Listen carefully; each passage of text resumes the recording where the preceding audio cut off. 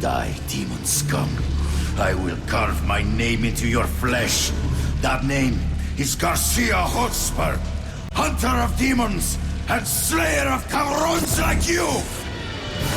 This is what happens when madness meets creativity. Shadows of the Damned is back, and it's still completely insane. This is a collaboration between Goichi Suda and Shinji Mikami. This game was a fever dream of action, horror, and humor. Let's take a look at its remaster and see how it holds up.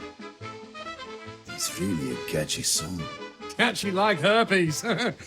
Shadows of the Damned is a dark nightmare of twisted proportions. The game features heavy film grain, and the world is extremely dark at times. However, throughout Garcia's journey through the underworld, the darkness is broken up by goat heads with candles on them and neon signs lighting up like the Vegas Strip. But Garcia is not alone on this journey. He is accompanied by Johnson,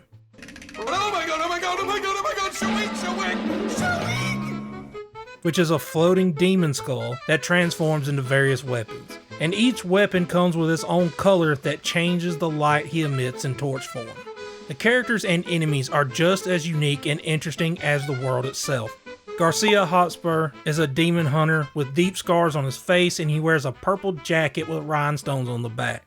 The Demon King Fleming is a towering creature with a long head and 6 eyes. There are many more strange and just creepy designs throughout the game. It even has throwbacks to classic films like Evil Dead 2. Paula, his girlfriend, turns into a psycho and chases you through the levels like Ash's wife did in Evil Dead. The game even features the iconic cabin and a Ghostbusters-style library scene. Why do I feel like I'm in a movie? What, were you raised in a barn? Good to know we have the same tastes. This game is very unique. Some segments even shift into a 2D side-scroller, where you and the world look like you're made of paper. So, I know this is slightly off topic, but I would love to see a game from Suda and the mind behind Nier. Can you imagine the creative chaos that would bring? Now, this is a remaster, so don't expect wildly different graphics from the original. If you played it on the Xbox 360, you'll notice a higher resolution. And while it looks good, the environmental textures and lighting remain unchanged. The performance, however, is disappointing. A game like this should run flawlessly on PlayStation 5, but instead there are frequent frame drops which does affect the gameplay.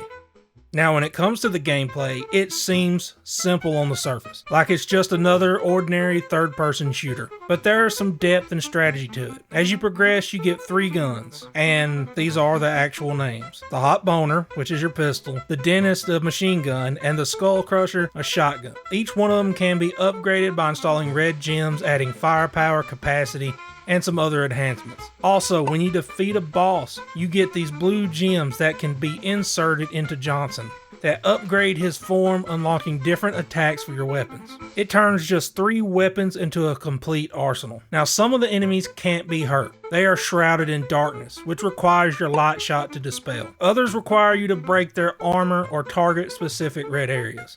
The game has a really good variety of enemies and strategies for taking them down, like releasing these creatures from cages that snuff out the light that comes from the goat heads, and then the darkness will wipe them out in an instant.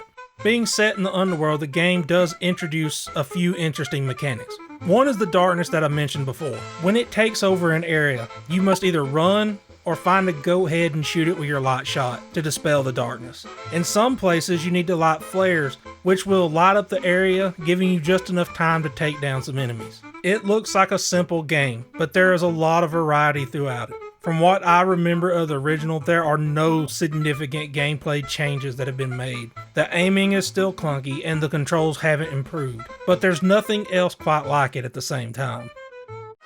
If I had to describe the voice acting and sound in one statement, it would be heavy metal meets Van Wilder. The voice acting is exaggerated and the jokes are dirty, all of which adds some humor to the darkness of the underworld. The story adds depth and chaos, and it does keep you interested. You play as Garcia Hotspur, a demon hunter out for vengeance after demons kidnap his girlfriend Paula. Your journey has you going against Fleming, the Demon King, and his minions. Along the way, each major boss is introduced with a twisted storybook sequence, which explains how they ended up in the underworld.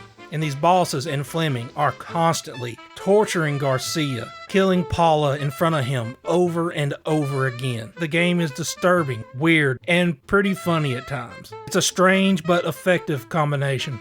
Overall, the game is a mixed bag. While I still enjoy it as much as I did before, sadly it hasn't improved much from what I remember. Like I said, the aiming and controls are still clunky, and the performance issues on PS5 are disappointing. This feels like a port rather than a true remaster. For me, it's a pass, especially if you've played the game before. But what about you? Will you play or pass? Leave a like, comment, and subscribe, and I'll talk to y'all later.